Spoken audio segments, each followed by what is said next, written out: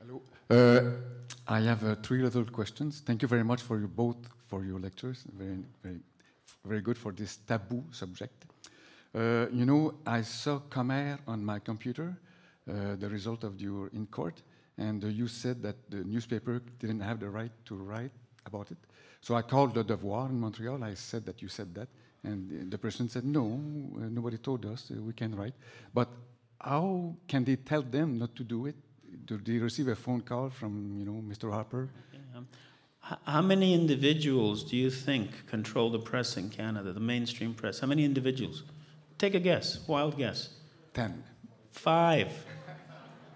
5, including cabinet that controls the CBC. Most people here don't know that the CBC is controlled by cabinet. Cabinet can give a secret order and tell the CBC what to do or not to do, and they can't even publicize the got an order. Okay? So now, Le Devoir was also sent press releases when we went to court. Listen, I've heard this from so many people, from old journalists. I can't reveal their names because they've asked me not to. Journalists that I've known for 15 years, I give them the story, they call back and say, I can't cover it.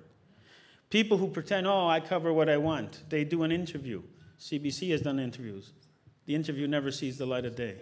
The only time this got mainstream media was by the Toronto Star, the Ottawa Bureau, because if it was Toronto, they wouldn't, because the Toronto financial reporter had this material for 6 months. He didn't touch it, okay? He refused to touch it. It must have been a slow news day on a Friday. The Bureau in Ottawa wrote this, and it just slipped through. And they only wrote about it because the Epoch Times, I don't know if you're familiar with the Epoch Times newspaper.